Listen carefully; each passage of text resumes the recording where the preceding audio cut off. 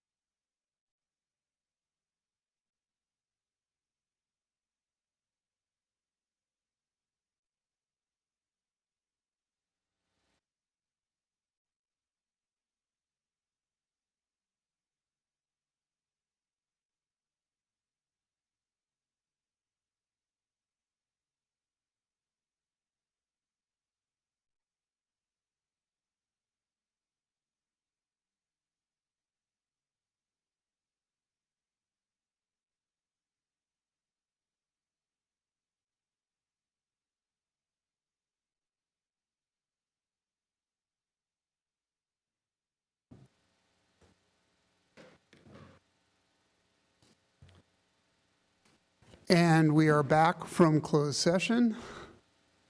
Attorney Noonan, anything to report? Yes, I actually do have something to report. Let me find my notes.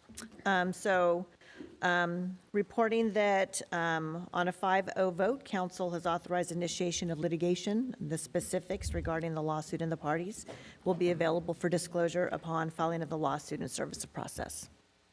Thank you. At this point, I'd like to ask if you are able, please stand and join me in reciting the Pledge of Allegiance. Ready? Begin. I pledge allegiance to the flag of the United States of America and to the republic for which it stands, one nation, under God, indivisible, with liberty and justice for all.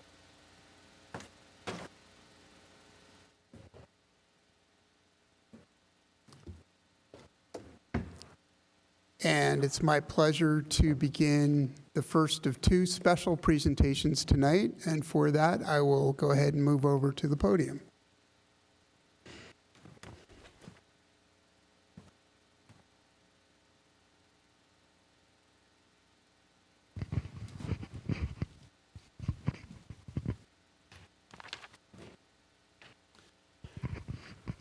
For our first presentation of the evening, I would like to invite Justin Link, past president of the American Public Works Association, APWA, Ventura County chapter, to come to the podium, as well as members of our Public Works and COSCA staff.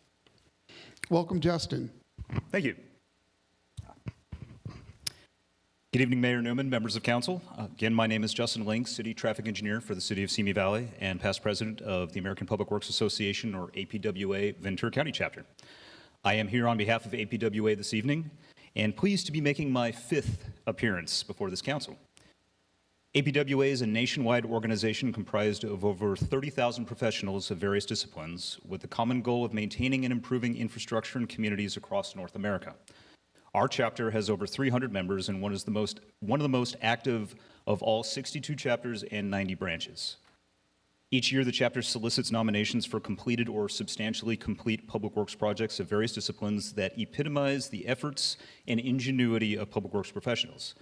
This year, I am pleased to present the City of Thousand Oaks with an award in the transportation category for the Conejo Canyons Bridge project. This project, a collaboration between the City of Thousand Oaks and the Conejo Open Space Conservation Agency, or COSCA, connects existing trails on either side of the Arroyo Conejo Creek and is an important link between the Conejo Canyons and Wildwood Park open space areas. Spanning 150 feet, the weathered steel truss bridge also provides emergency vehicular access out of Hill Canyon for wildfire purposes, as well as a new direct and safe crossing for public works vehicles between the city's Municipal Service Center and Hill Canyon Treatment Plant.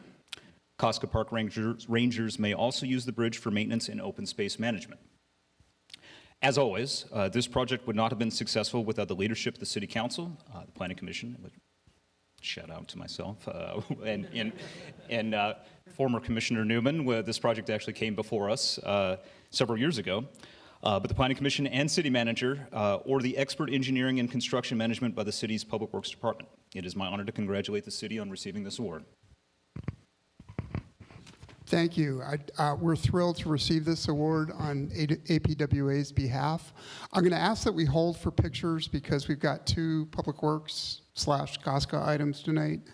But I want to acknowledge that we're being acknowledged here, and also that you and I had the privilege of voting for this bridge project when we were both on the Planning Commission.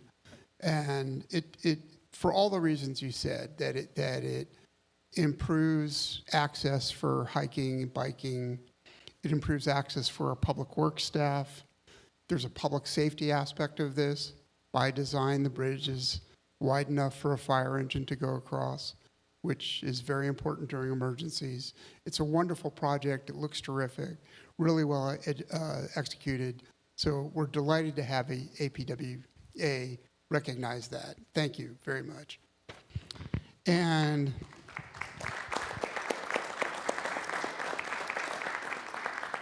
thank you to everyone in Public Works, COSCA, everyone on city staff who was involved in this project.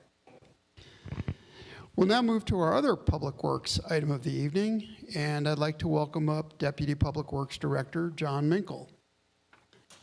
Good evening. Good evening. The Public Works Department will be hosting its annual open house at the city's Municipal Service Center in Newbury Park on May 20th and 21st. And this is part of the celebration of National Public Works Week. We're looking forward to seeing everyone that signed up to attend this fun event and learning more about the amazing work that the city's largest department does every day to continue building and maintaining our city in such wonderful conditions.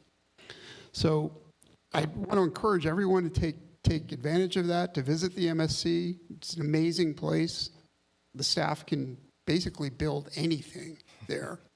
It's set up for all kinds of things. And in recognition of Public Works Week and the excellent work that our department does, I have this proclamation for you, Mr. Minkle, proclaiming the week of May 18th to be National Public Works Week. So with our gratitude, now I will ask that everyone involved in Public Works, COSCA, APWA, please come up and join us for a photo at the podium. Thank you.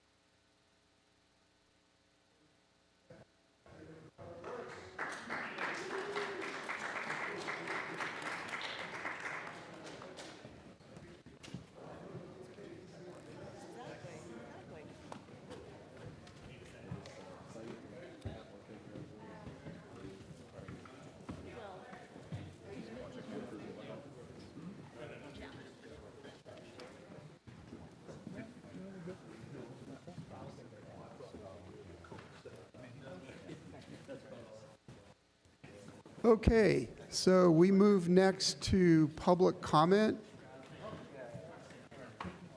And we go to our city clerk for public comment. This is the time and place for public comments. Speakers are requested to state their name and community of residence for the record. 6 individuals have requested to speak, and pursuant to council standards, speakers are allowed 3 minutes. The yellow light displays when you have 1 minute remaining. And adding on to that, I'll ask each of our 4 in-person speakers and 2 Zoom speakers, each to begin your comments by, we request that you state your name and city of residence. I'll call the speaker who's up, and then the next 2 speakers, and the people who are on deck, as it were, if you could move to the chairs there so you're ready to go when I call your name, please. So the first 3 speakers in person will be Tim DeWitt, followed by Brian Scott, and then Marvin Sanders. So Mr. DeWitt is up first. Good evening. Hello, my name is Tim DeWitt. I'm a resident of Thousand Oaks. I've been living here for 20 years. My wife and I own a home in Sunset Hills. I am also your employee. I'm a stagehand in your theaters. I set up this equipment every week. The reason I'm here today is because I've just been laid off, along with 5 other longtime employees. I've been a stagehand for 13 years. Some of these people, 15, 20, 25 years here at the theaters. Having stagehands like us with this much experience and expertise over a period of this time in these particular theaters is a resource that past technical directors have not had. Gary Mintz and Michael Tasco were great guys, but they were constantly training people. Now you have some people who are really knowledgeable of what they're doing. Someone can ask them to do something, they know what to do, where to go, they know where everything is. We have been scheduled heavily because we're needed. And I worked 28 days in March until I came right up underneath the 1,000-hour limit. We are all as part-time employees. Actually, we're not designated part-time. I think we're called hourly employees, parentheses, to replace temporary employees, which I think is kind of erroneous because right now that some of us have been laid off and the other 5 long-term guys are going to be right up against, I think I had 976 hours, and the rest of them are right up there with me. But now the calls are going out to contractors to come in and replace us. And these are people who have no experience in our theater. Some of them have no experience in any theater. They're people they just bring off the street. I'm asking that the city council direct the city to mitigate or lift the 1,000-hour limit on us part-time stagehands. If I didn't, I don't criticize unless I think I have a better idea. I would also ask that the city council direct the city to accept the International Alliance of Theatrical Stage Employees, IATSE Local 442, as the collective bargaining organization to represent the stagehands who at this time are barred from any union representation in the theaters. Half of us have signed the petition cards and are ready to go with negotiations. With that, thank you very much for your attention. Thank you, Mr. DeWitt. We move next to Brian Scott, followed by Marvin Sanders and Paul Rios. Mr. Scott, good evening. Yes, my name is Brian Scott. I've been a resident of Thousand Oaks since 1963, and I'm here today to ask, is the senior overlay that was voted by you people last year, is that still in place? Mr. Scott, for Caneo Ranch Mobile Home Park? there will be an opportunity at the end of public comments for staff to respond to comments. Okay. Well, that's what we're here. That's what I'm here for. Very good. Thank you. All Appreciate right. your question. Thank you, sir. Next is Marvin Sanders, followed by Paul Rios. Mr. Good Sanders, good evening. Good evening, Mayor, council people. Yes, Marvin Sanders. I'm also a resident of the Ranch Mobile Home Park, and we are here to make a little bit of noise to make sure that we do still have the protections that were voted upon for the senior overlay, and make sure that that is in place and that has not gone away. There have been inquiries made to the city and to the city attorney, and as far as I have heard, we have not received any information back, so we're trying to get some information on our current footing, and I know there aren't a bunch of us residents there, but there are votes, and I know that you guys all sit and at our pleasure, our leisure, and our discretion, and we just want to make sure that there's nothing rumblings that we aren't cognizant of, and if they are, that we would like to be informed as to what are going on, if there are any concerns, because the owners have told us that the senior overlay is not in place, and we obviously want to come and find out exactly, one, is it in place? Two, are there discussions or things going on that we, the residents, need to be cognizant of? And three, making sure that the protections for the most vulnerable population in Thousand Oaks, because that the majority of the people there are octogenarians, and it used to be completely a senior citizen. Now with the 80-20 overlay that has stood challenges up to the Ninth Circuit, the owners are saying that no, that you guys are not going to fight for that. So we're just trying to get some clarity, some transparency, and thank you very much for your time. Thank you. Next up is Paul Rios. And then we go to our Zoom speakers. Mr. Rios, good evening. Good evening, Council. My name is Paul Rios. I'm a resident of Thousand Oaks. I've been here for about 14 years. I'm a retired LAUSD educator, and along with these gentlemen, I live at Ranch Mobile Home Parks, which when I moved in was pretty much a senior park. I found it a safe place for a disabled person to live, and we fought to get an overlay, and we were informed by the city council that we won that overlay. I got a letter in the mail congratulating me and the other residents as well on winning that overlay. And I thought, oh, it's done deal, good. We fought, we won. And then a representative from the property management company came out and had a meeting with all of us and informed us that no, there is no overlay. And so that was the last I heard of that. And so we're very curious to find out if we won that or not. Thank you. Thank you. We go now to two speakers via remote teleconference. The first is Dan Tweed, and then Clint Fultz. Do we have Mr. Tweed? Yes, can you hear me? I can. Please go ahead. Good. Well, good evening, Mayor Newman, council members, and city residents. My name is Daniel Tweed. I'm a 10-year resident of Thousand Oaks, also a live-in home care aide and a CERT-trained extra-class amateur radio operator, call sign KK6VDR. Also privileged to be serving on the City Council on Aging, and looking forward to possibly extended 2-year term on that council. And tonight I'd like to follow up on an idea that I spoke to at the last public comment council meeting involving better identifying city residents as to being able to mark their safety status in the aftermath of disaster incidents.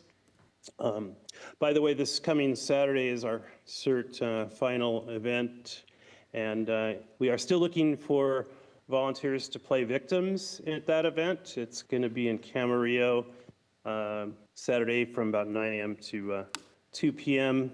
And if you want to be a volunteer victim, I can give the phone number for Steve Lazenby would be the contact. And you can text him at 805-794-6094. And his email, steve.lazenby@ventura.org.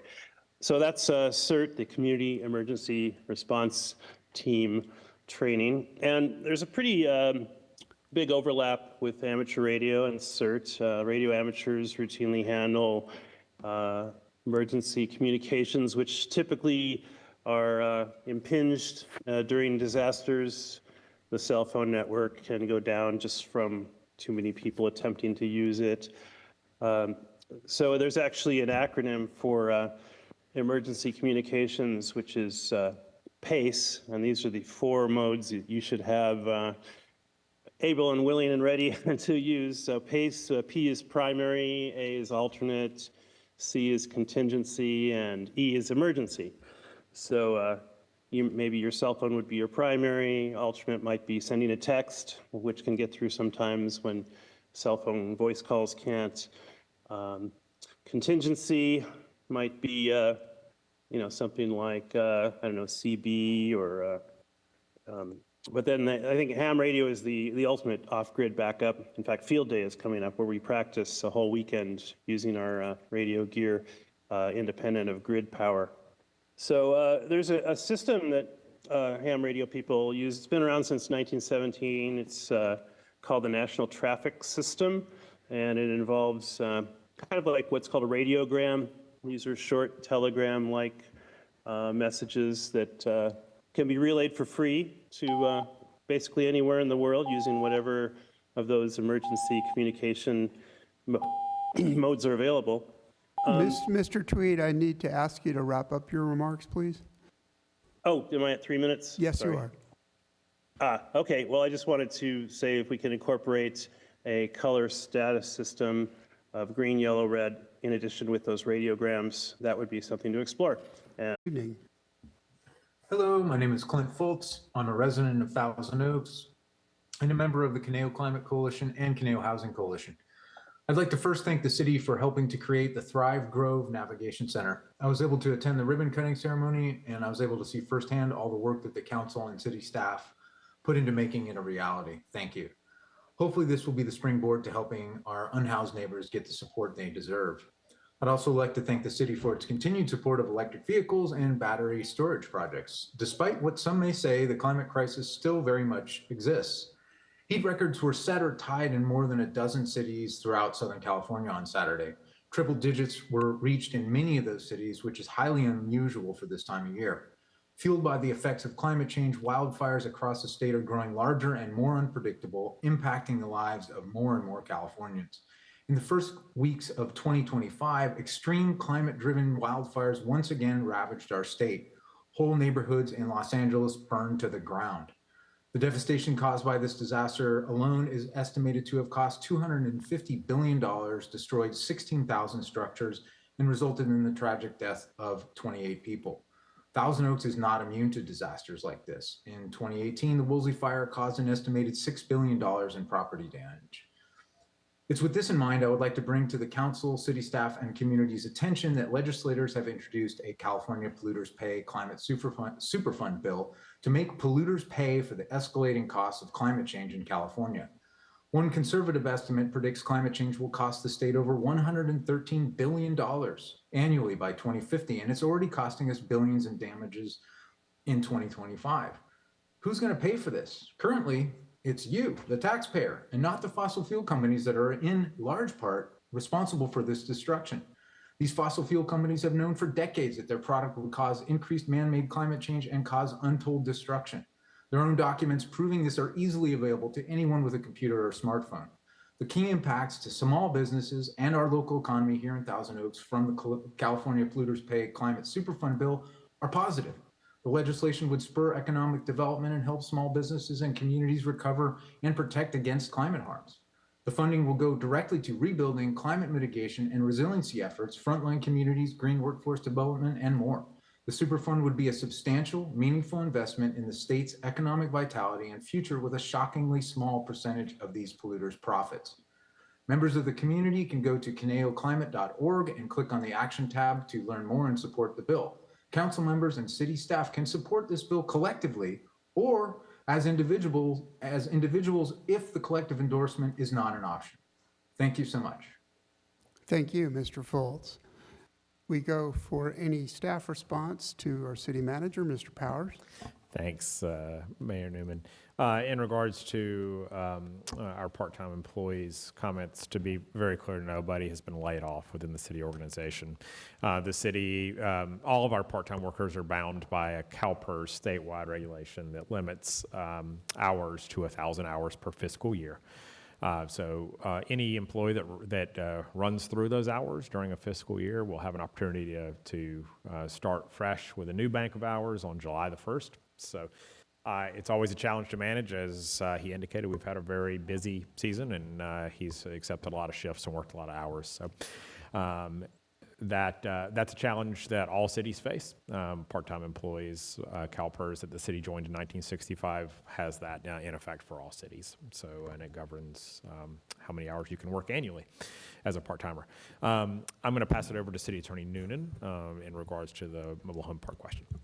Thank you. In regard to the questions regarding Ranch Mobile Home Park, just a couple of answers I can provide is that the city's senior overlay zoning is in effect.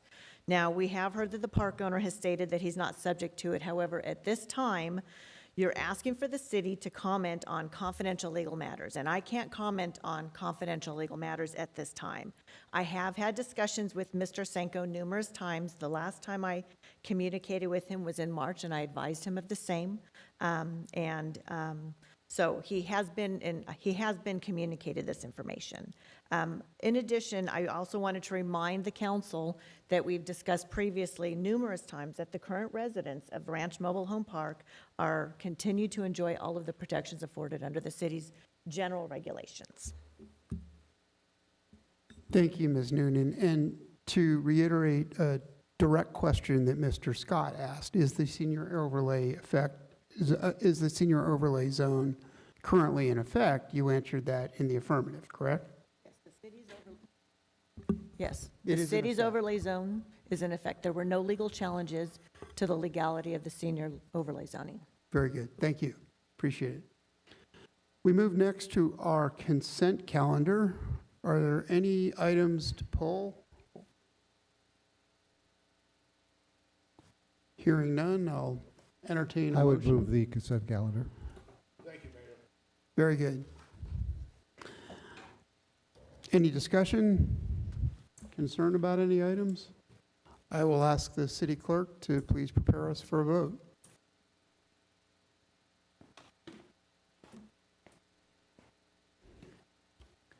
Councilmember Gutierrez, can I have your verbal vote, please? Thank you. She marked her vote. That motion passes 5-0. And your ordinance title is an ordinance regulating the use of alarm systems within the city and amending Thousand Oaks Municipal Code Title 5, Public Welfare, Morals and Conduct, Chapter 13, Alarm Systems, Ordinance Number 1736-NS. Thank you. So our one and only public hearing tonight has to do with water easements at the Timber School site located at 1872 Newbury Road. Presenting this evening is Senior Engineer Jim Taylor, and I'm pleased to say for the first time, Public Works Director Nader Hadari. Thank you, Mr. Mayor. I'm going to formally open this hearing. So Please. hearing advertised as required by law is open to consider agenda item number 10A, vacate water easements at Timber School site located at 1872 Newbury Road. There are no speakers for this item. Very good, thank you. Mr. Taylor, good evening. Good evening, Mayor and council members. When the Conejo Valley Unified School District operated a bus vehicle depot at this location, there was a need for on-site fire hydrant protection provided by a city Thousand Oaks water line upon the property. Under the Daylight Development Agreement per ordinance dated January 18th of 2022, and then later transferred to MBK Thousand Oaks Multifamily LLC, the existing water line and easements are to be vacated for redevelopment. As discussed in the January 14th, 2025 Council Consent Calendar, item 9J, there are redevelopment funds being used to introduce a city benefit of a looped water line through the site. In the left image, you see the water line easement that is the subject of this hearing. On the right is the development proposed waterline loop, which crosses both the multifamily and motel parcels. The proposed waterline loop will benefit the city by allowing redundancy and segment isolation opportunities for improved local operation and maintenance. A new easement and waterline are to be obtained as a result of the redevelopment process. Thus, the existing waterline location and easement are no longer useful to the city. As stated in the staff report, staff recommends conducting this hearing to allow public comments, if any, regarding the release of the easements, to adopt the resolution as included in your packet, and to find this action to be exempt from CEQA. Staff is available for any questions. Thank you. Are there any questions of staff? Hearing none, I will entertain a motion. Well, I'll close the public hearing. This was an open hearing, which I am now closing, and ask for a motion and/or discussion. I'll move staff recommendation. Thank you, council member. Any discussion on this item? Please prepare us for a vote.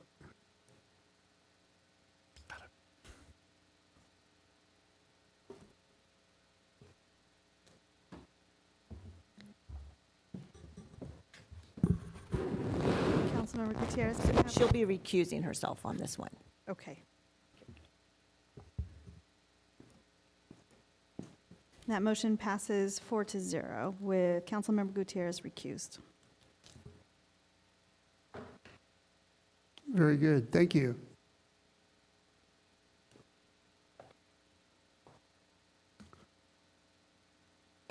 Our next item is a study session on the proposed fiscal year 25-26 and 26-27 operating budget. And presenting this evening is the city's finance director, Jamie Boscarino, and budget officer, Ryan Roman. Ms. Boscarino, good evening. Good evening, Mayor Newman, council members. Tonight's the study session for the fiscal years 25-26 and 26-27 operating budget. The purpose of tonight's operating budget study session is for staff to present the review of our two-year proposed operating budget. The study session tonight is our third and final study session of our biennial budget process for this year. We held our CIP budget study session at the April 8th City Council meeting, where we presented our proposed CIP budget with almost $160 million invested over the next 2 years on city infrastructure improvements and capital projects. Our user fees were adopted at our April 29th public hearing. And then staff met with our Finance Audit Committee yesterday to review tonight's proposed operating budget. Staff have again focused engagement and outreach efforts on a combination of both online and in-person engagement opportunities. A dedicated budget website, www.tobudget.org, was revamped for this budget cycle. We had approximately 1,400 page views on the budget site this budget process. Ads were included in the City Scene newsletter, and staff also relied heavily on social media to engage the public through Facebook, Instagram, Twitter, and Nextdoor posts. Finally, staff attended in-person events and had a budget booth at the Safe Passage Food Share event and presented to the Youth Commission. The overall goal is to receive participation and show how our high quality of life is connected to community engagement, fiscal responsibility, and efficient project implementation. Our budget engagement feedback was focused at just being a short and quick survey that the public could take in order for staff to get a high-level understanding of what resident priorities are.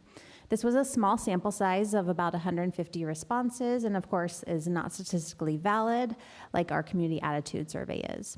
When asked to rank the priority of city services, the highest priority of respondents was to maintain public safety services, investing in road maintenance and improving infrastructure, and investing as the highest second and third priorities. We also asked a question on services and facilities that are the most valued, and the corresponding theme was high value on our open space and park system, our libraries, public safety, and road maintenance. Significant funding, of course, is included in our budget through both operating and CIP to achieve these priorities and meet resident values. Our proposed operating budget for fiscal year 25-26 and fiscal year 26-27 will be discussed in detail next. Our operating budget process was officially kicked off in December with a citywide budget meeting to go over our budget and our general state of city finances to set the tone for departments to prepare their budget requests. Departments prepared their budgets between January and February, and the finance budget team met with each department and reviewed their budget line item by line item. New budget requests had to be justified by each department.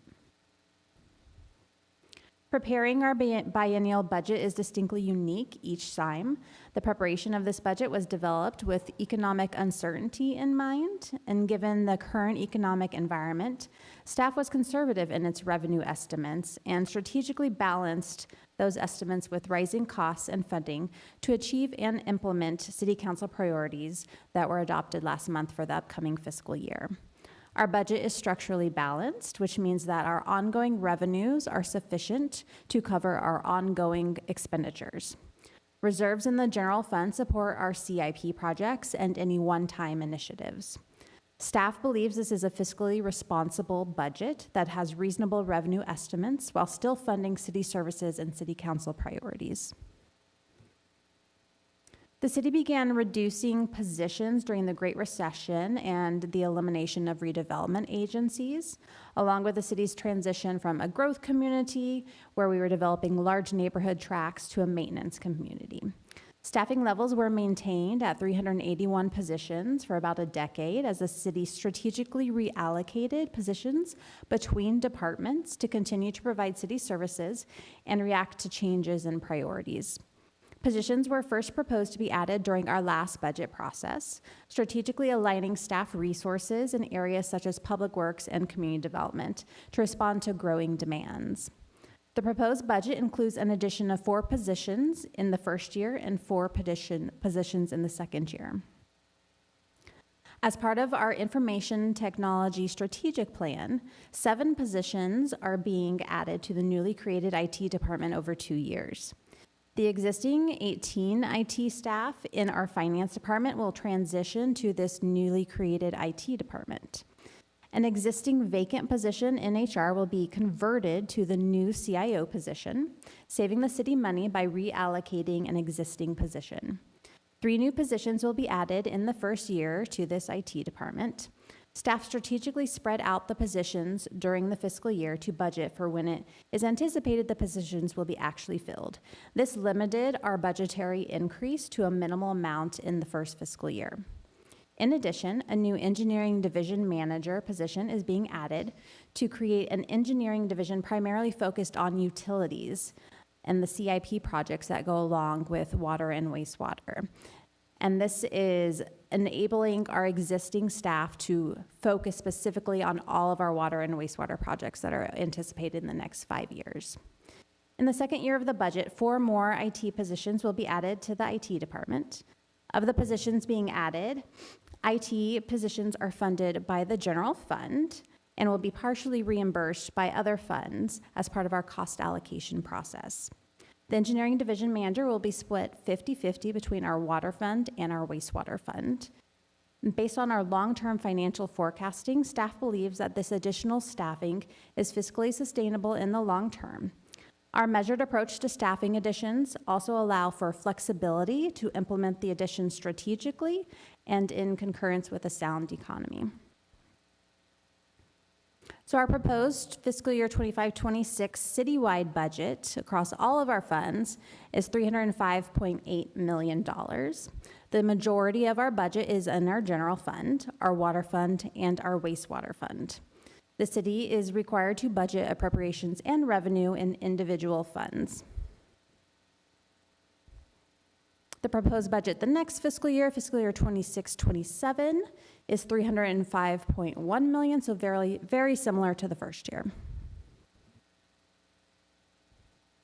If you view our proposed budget by the category instead of by the fund, you can see the largest budget category is maintenance and operations citywide, which is primarily comprised of our enterprise fund budgets at almost 1/3 of the citywide budget. Salaries and benefits are the next largest category with about 1/4 of our citywide budget. And debt service is actually our smallest percentage of the citywide budget at just $1 million. And then again, the proposed budget by category for fiscal year 26-27 is very similar to that of the first year. We do have a decrease in our transfers out to other funds due to the general fund not needing to support our library fund in the second year of the budget, as we will finish a CIP project in the first year. So I'm going to go into a detailed overview of our general fund budget next. The city's general fund is the city's only discretionary fund in that the revenues can be used for any city purpose. The proposed budget is considered a balanced budget, as our ongoing operating revenues are enough to pay for our ongoing operating expenditures.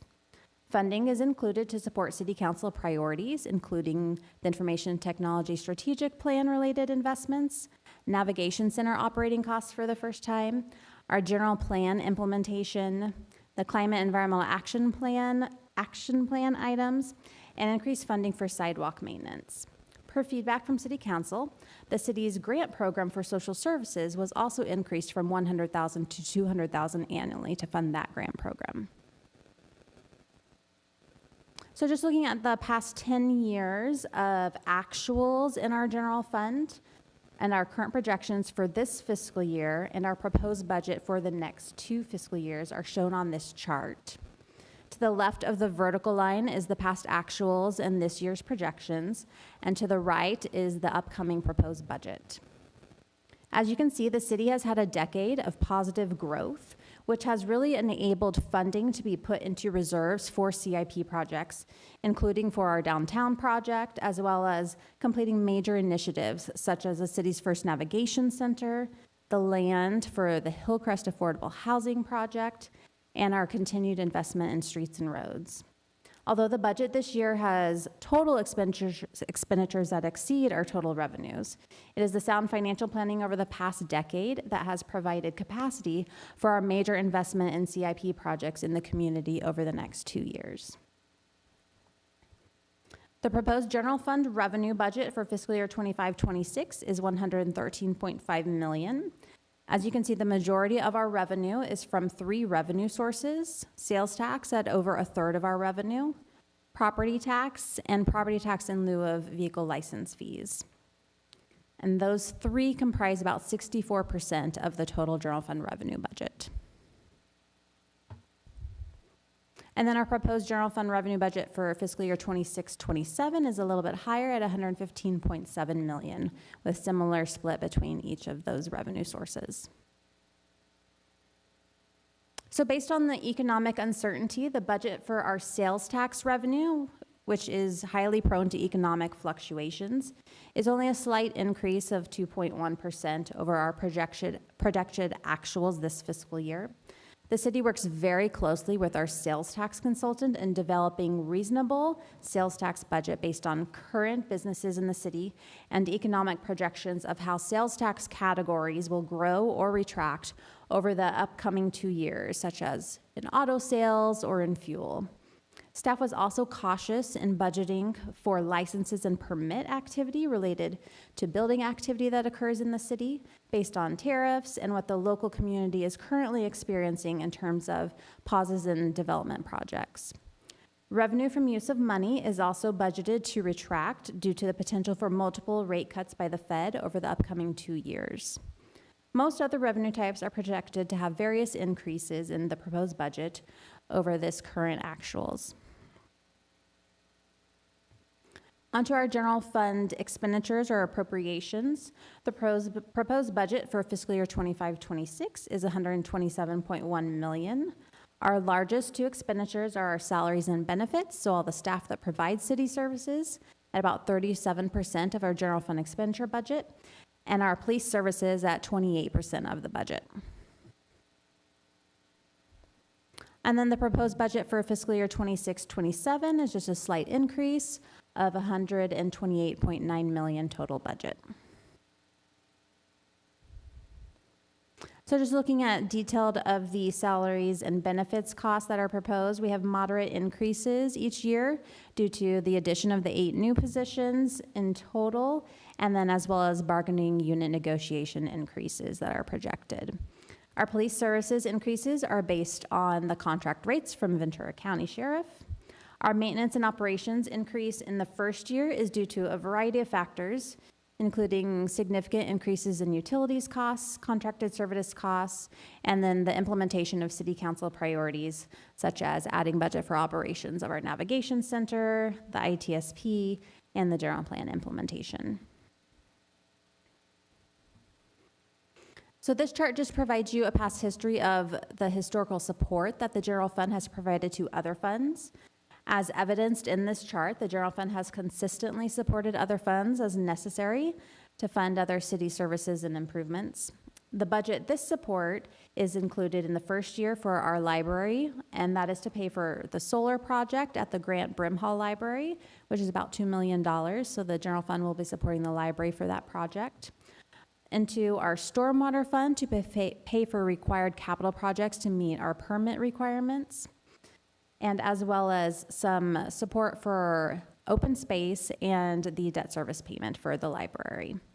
Our second year has support for those same areas with the exception of the library because the project will be done, and so it's anticipated that no general fund support will be needed in the second year to the library.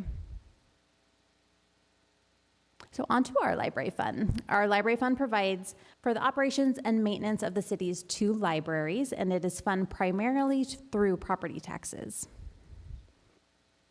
So the library fund's proposed budget is an increase in operating expenditures in comparison to our projected actuals based on just overall general increases in costs. And as just mentioned, our general fund is supporting the library in the first year, but no support is anticipated in the second year. So on to some other governmental funds. We're going to go over our lighting fund, our landscape fund, and our stormwater fund in this section. Although we do budget for our streets improvement fund and our capital projects fund, those are almost 100% funded by CIP projects, so we already covered those funds in our CIP study session. Our lighting fund is responsible for the maintenance and operation of the city's traffic signal safety lighting and street lights. The revenue is primarily from the city's lighting special assessment and general ad valorem property taxes. The revenue is projected to increase about 3% annually. The city is restricted by how much we can increase our special assessment for those that are in the zones annually. Operating expenditures are budgeted to slightly increase in the first year due to increases in electricity costs. Several CIP projects were discussed during the CIP study session, including portable generators to operate traffic signals during power outages and reflective tape around traffic signals to increase visibility in the dark, and those are reflected in the capital improvements line on the chart. Our Landscaping Assessment District Fund is responsible for the maintenance and improvement of landscaping throughout the landscape assessment districts in the city. Over 40% of parcels are in a landscape assessment district. Much as the lighting fund, the landscape assessment is primarily from our special assessment taxes that we have on the property tax bill, as well as the ad valorem landscape tax.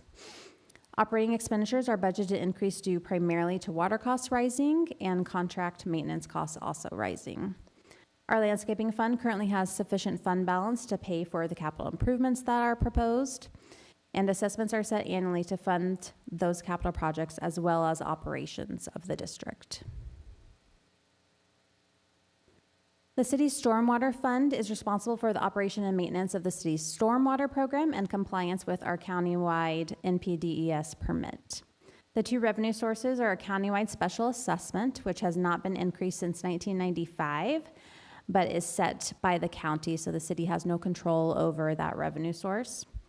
And then also sales of reclaimed water. But as you can see, the general fund supports our stormwater program. In addition, we have a solid waste management fee that is also supporting the stormwater program as well. The ability to fund this program is not unique to Thousand Oaks and is a challenge that every city across the state faces. Staff constantly stays abreast of grant opportunities and statewide regulatory discussion regarding how to fund stormwater programs. Moving on to our enterprise funds, the city has 6 enterprise funds: our water fund, our wastewater fund, our transit fund, our theaters fund, our solid waste fund, and our golf course fund. So our water fund is responsible for delivering water to approximately 1/3 of the city residents, or about 17,000 customers. There are also 2 other water purveyors in town that supply water to the rest of the city. Revenue is primarily from our water sales and base charges.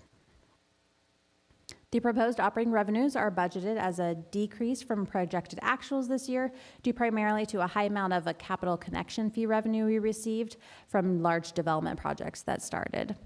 It's anticipated that revenue from water sales and base charges will increase due to city rate increases and Callegas pass-through increases, but could also potentially flatten if another drought is experienced, which could lead to restrictions on water usage and thus a reduction in water sales. Operating expenses are primarily due to increases in salaries and benefits and the purchase of water from Callegas, which will increase.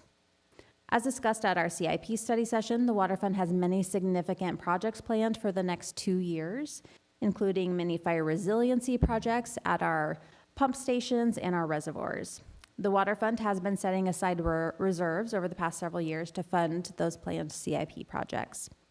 Staff will be updating our water financial plans and developing rates, and will return to City Council this fall. The city's wastewater fund is responsible for the treatment of wastewater that flows through to the city's Hill Canyon wastewater treatment plant, which treats up to 10 million gallons per day and serves more than 38,000 accounts. The revenue is primarily from wastewater service charges. The proposed budget includes an increase in operating revenues, primarily due to anticipated rate increases. The proposed operating expenses are projected to increase based on an increase in salaries and benefits costs and increases in maintenance and operations. Also, as discussed at the CIP study session, the wastewater fund has many significant projects planned for the next 2 years, especially out at our wastewater treatment plant. And then also, much like the water fund, the wastewater fund has been setting aside reserves over the past several years to fund the planned CIP projects. And staff will be returning at the same time to present our wastewater financial plan this fall and any proposed rate increases. The city's solid waste fund is responsible for a variety of programs, including our recycling program, the operation of our household hazardous waste facility, sustainability program, our community enhancement grant program, and Adopt a Highway. Revenues are primarily from commercial and residential solid waste management fee. Our proposed budget for our solid waste fund includes a decrease in our revenue budget from projected actuals due to a grant for the food recovery facility project that was received this year. The proposed budget also includes an increase in operating expenses based primarily on adding a contract to the budget for creek cleanups so that trash and waste don't go into the water in the creek. And also an increase in audits cost per our waste hauler agreement, which will be partially reimbursed per the agreement. Our transportation fund is responsible for providing bus and dial-a-ride services in the city. In addition, the city is the designated operator for the East County Transit Alliance, as well as contracts with various other agencies to provide bus and dial-a-ride services on a reimbursement basis to those agencies. Revenues are primarily from state and federal sources. Our operating revenues anticipate federal and state funding for operating costs and CIP projects. Expenses are anticipated to increase based on an increase in the contract costs with MV Transportation, who is our operator. There's also significant CIP projects proposed, including the transition of our transit fleet to EV, as well as EV charging infrastructure and a microgrid facility. The various capital projects that are proposed as part of our CIP budget will not move forward if we do not receive the grant funding. I know there's a lot of uncertainty at the federal level that we're closely monitoring, so we're keeping an eye on that, and if we receive the grant funding, then we'll move forward with the CIP projects.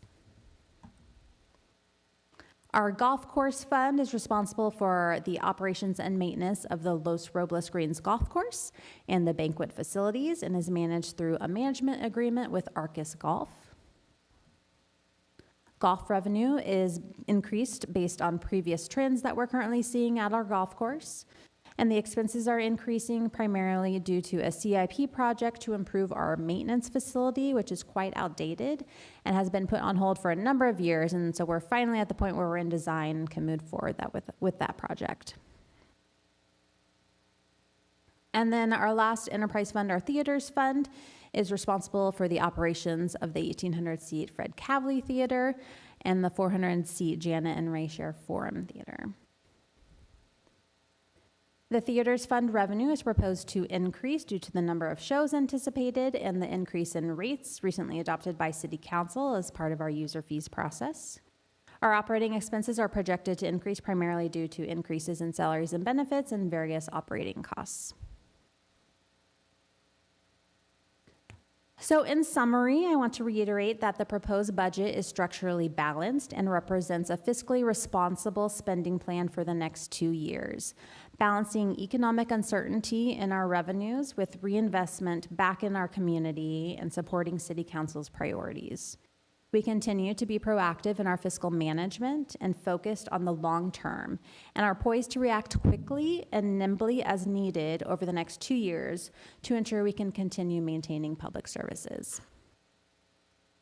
So recommendations this evening is to receive information on the proposed fiscal year 25-26 and fiscal year 26-27 operating budget, and to find that this action is not a project as defined by CEQA. And with that, myself and staff are available for any questions. Thank you very much. Before we go to questions, I just want to commend your staff, and really staff from all departments in pulling together this report. Your presentation here tonight was very clear, and as well, I recommend to any resident who wants to understand how the city runs day to day, the staff report is complex as budgets can be, but it explains in a clear manner what every single department is doing, where the money comes from, and where it goes. So kudos on that. And with that, do we have questions of staff? Councilmember Engler. Thank you, Mr. Mayor. First, just a comment. It is really reassuring to see that our theater fund is looking like it's finally gotten back away from the COVID issues we had a few years ago, and it's now a profit source for us, which is good to see that they are breaking even and a little bit ahead. So that's compliments to the theater staff as well. We are adding a few personnel and creating a department of for IT. In one of your slides, it showed that wasn't a big high priority for a lot of the public. Can you go into why this is a good idea for us? What do we hope to gain by bringing together an IT department, and some of the benefits that would be derived from that? Certainly. So a city our size, a population of 120,000+ residents, it's pretty unusual at this point to not have a standalone IT department. We've looked at other cities our size, and they have all either already had an IT department or have moved into that space where they have a standalone IT department. So we're a little behind the curve with what's going on in the state in having an IT department. And it's worked great for the city over the past number of years. I've been in the finance department almost 20 years, and it's been a good model that's worked for us. But we have a very large department. I oversee a lot of different aspects. And so creating a separate IT department really, and having a chief information officer who that is their sole focus, is to look at the city's technology. How can we more efficiently better provide services to our residents? How can we work more efficiently? is really needed in this time where technology is changing faster than we have ever seen it. Implementation of things like artificial intelligence. We really want to be able to stay at the top of what's going on out there with technology so we can make sure we're doing our level best to provide services to our residents in the most efficient and cost-effective manner possible. So the creation of that standalone IT department, that is what their focus will be on.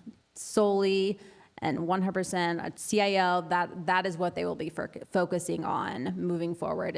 And that's the next step for our city to be able to move forward and really, really provide great technology and great services to our residents. So we could figure that some of these wonder IT options that we hear about would be more likely to occur with a dedicated IT department then. Certainly occur in a much more efficient manner.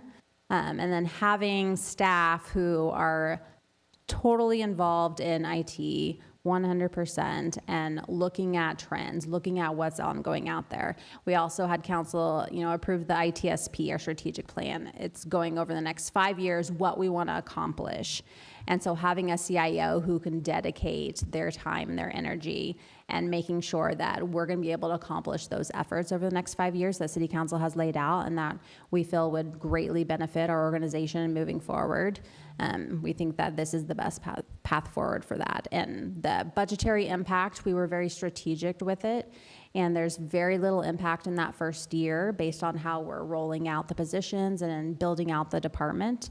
The 18 positions are already funded. They're just going to be moving into a new department. Their desks probably aren't even staying, even changing. So we've really thought strategically about how we are going to do this moving forward with as little financial impact as possible and essentially getting the best bang for our buck moving forward. Thank you. Thank you. Mayor Pro Tem Taylor. Thank you, Mayor.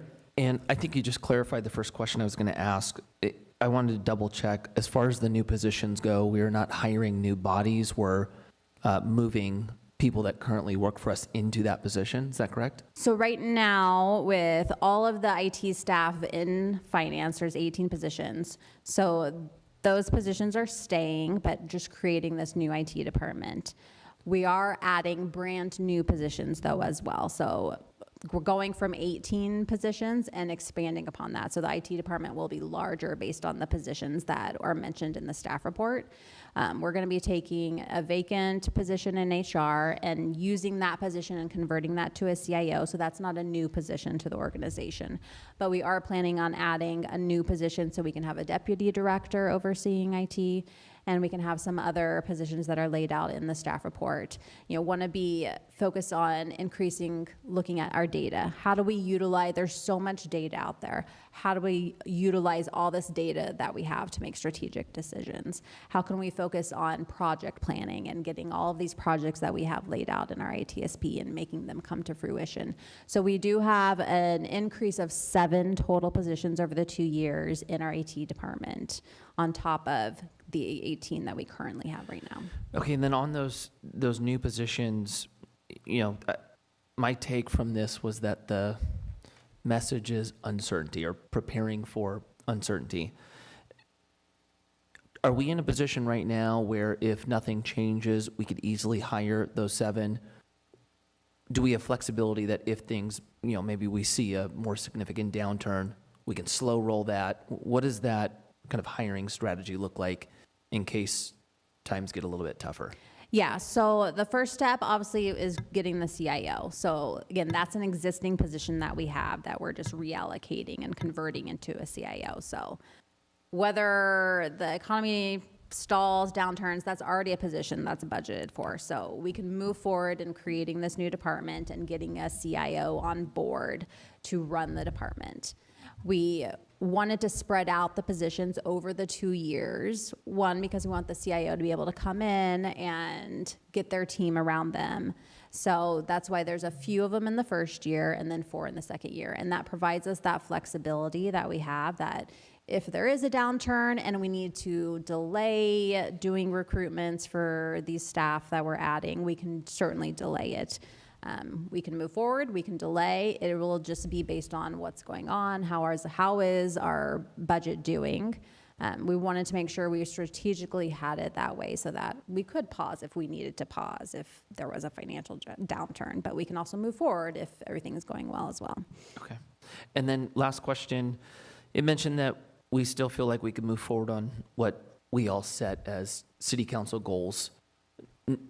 No concern, you feel like we're still taking a pretty conservative approach and we can still put the allocated budget towards those 10 priorities?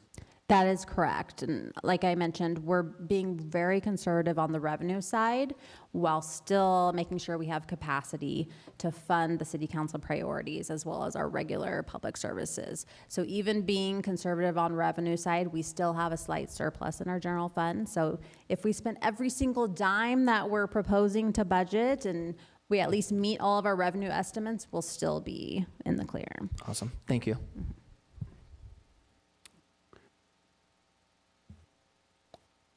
So just a couple of questions. I want to pick up where Mayor Pro Tem Taylor left off, and his questions were around uncertainty with regard to hiring of IT staff. I'd like to broaden that really to the entire operating budget.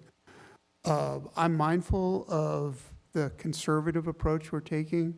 I don't think anyone reasonably could look at what's here and say, this is we're going on a spending spree or being extravagant or anything like that. This is all very responsible and reflective of reality. But on that reality question, inflation expectations are up. Investor uncertainty, both in the stock and bond markets, is up. The overall U.S. economy shrunk in the first quarter and could do in the second quarter. And I'm mindful that there is a graph there showing for the next 2 years, there's projections of expenses outpacing revenues. So if that revenue line were to come down more, my question is, what would the impact be on other areas of the budget? How could we continue to be responsible in response to changes in the macro situation? Right, yeah. So we've gone through this before multiple times in my career here, most recent being COVID. And what we did in the COVID was completely unanticipated, right? Nobody saw that coming. It wasn't in our budget. But we learned a lot of lessons from COVID, and we can utilize those if there were a downturn to happen. You know, the big thing being, you mentioned, you know, the expenditures are higher than the revenues, and that's primarily because of our CIP budget. So, you know, we have a project priorities for a reason that council said 1, 2, and 3. You know, we'd look at our CIP budget. What are those nice to have projects that were budgeted? You know, hold off on those nice to haves. We wouldn't want to hold off on things like our overlay program because that just increases our costs long term if we defer. So you're doing a strategic look at all of our projects, which ones are open that we can defer those nice to have projects while still continuing investment in certain projects that really are needed and that would just cost us more money if we did defer them. We also, as sort of mentioned with the IT department and staffing, we would look at our staffing. You know, I would say we average 20 to 25 vacancies ongoing with people retiring and attrition, and doing recruitments and getting new people hired on. So as we've done in the past, we look at our staffing, what positions are critical. We have to fill these positions in order to provide services, and what ones could maybe we hold off on filling for a while as we navigate some uncertainty moving forward. So those are, and you see it, one of our main drivers is salaries and benefits costs and our CIP project costs as well. So those are two of the big areas that we've targeted in the past and been very cautious with in how we move forward in filling positions and in doing projects, and we would do the same thing again. Thank you. I'm reassured to hear that there's both experience and a framework in place for how to think about making changes downward if necessary, upward if necessary. It sounds like we've been here before, and that's reassuring to me. And as you said in your presentation, hiring, growth in spending is done in, quote, in concurrence with a sound economy. Mm-hmm. So if that changes, if the economy becomes less sound, it sounds like you're saying we are able to adapt to that. Yeah. Yeah, I'm reassured to hear that. Thank you. My other question is just about a specific item in general spending. This is in the lighting budget. We have close to 140 traffic lights in town. We're the only city in Ventura County, and maybe broader, that has backup generators on its lights. But as we learned in January, we had record outages that even those backup generators weren't able to cover. So there were cases, many cases, of something like 50 traffic lights being out. And we are budgeting an increase in generators if necessary. I see our Public Works Director, Nada Hidari, coming down. I see Mr. Hidari making his way to the podium. The question I'm asking about this is not whether we should add additional generator capacity. I think we have to, given the dependence we have on the power grid and that being an issue and the likelihood that we'll have more outages. I would agree, we need more generators. The question I'm asking is about who pays for that. Are we seeking reimbursement from Edison for some of this cost? Are we looking for other funding sources as well? Because it will be a substantial cost. Yes, thank you, Mayor. I'd be happy to answer some of those questions. Some of the existing components, such as the reflective orange backplates that are at many of the traffic signals, were funded in part with grant funding.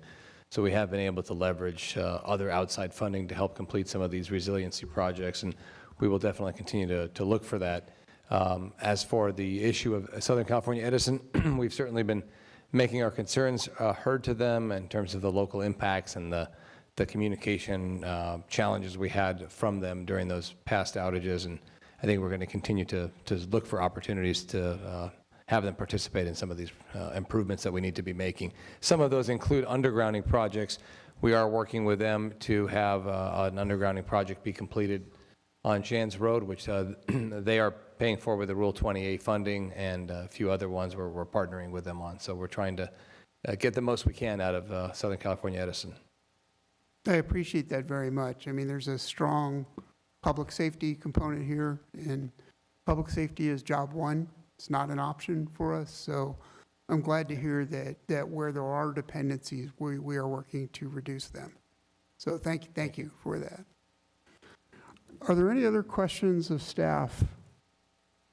Or is there a motion? Councilmember Adam. Thank you, Mayor Newman. And thank you to our finance department and all our departments for that matter, because I know this is a huge effort by everybody in the city to put this together, and we're getting close, so thank you. I will say that I think this is a reasonable assessment of what we might expect in the next couple of years, especially on the revenue side. You know, it's conservative. We don't want to over-project. And like I said, when it comes to fiscal matters, I'd rather see a surprise on the upside than one on the down. So I think we're okay there. But it's a forward-thinking budget. It really is.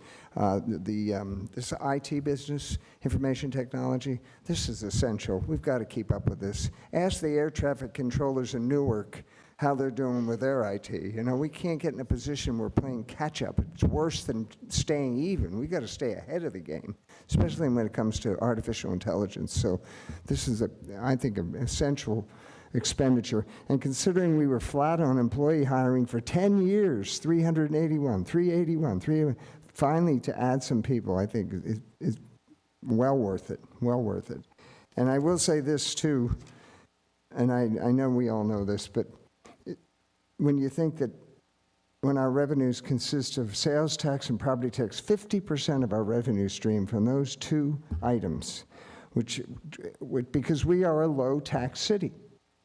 Our sales tax is 7.25%, the lowest the state allows, and there's no other taxing stream we have really coming in, and we get a little bit of the property tax, but between those two, that's 50% of our revenue needs, which just shows me how important some of these infill projects are that we've approved, because they do bring more property tax, they do bring more sales tax, and they bring, a lot of benefits to the city, including housing. So it's really important that we keep up with that, I think. And I did notice on that beginning slide of all the way, when you did the public outreach, number one, public safety. I get that.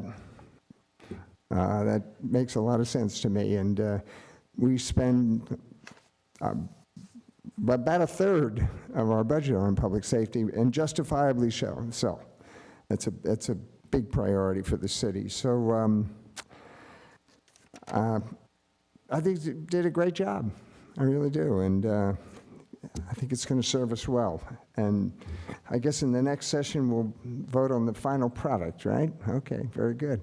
Well, with that in mind, then, I would like to make a motion that we approve the proposed operating budget in this particular study session, which would be 11A.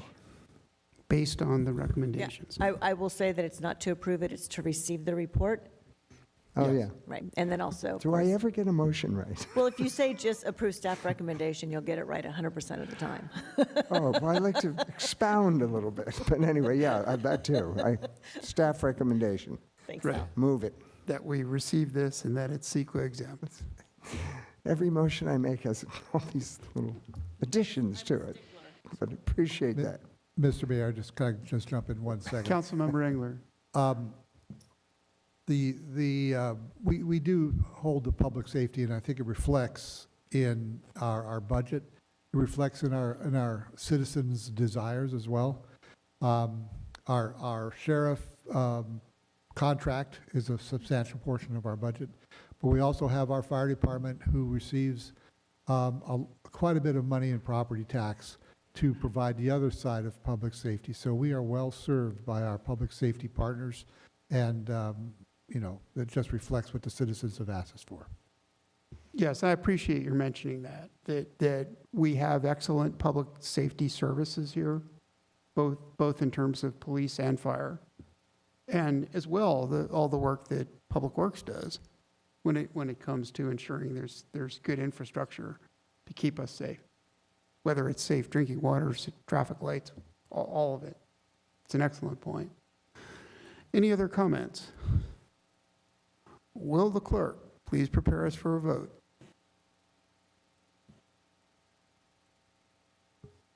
That motion passes 5-0. Excellent. And again, compliments to finance and to all departments for working to put this excellent report together. And for our final item this evening, we turn to our city manager for announcements and upcoming issues. Mr. Powers. Thank you, Mayor Newman. We'll be back here again a week from tonight on the 20th. We have several special presentations that evening. A public hearing for a state-mandated item on vacant positions that our HR director will deliver. Very excited to have a study session on our downtown project workshop, and we'll have a brief update on our crossing guard program. That will be next week, the 20th, here at 6 p.m. Very good. Thank you. And with that, we are adjourned to our next regular meeting, May the 20th, 2025. Good evening, Thousand Oaks.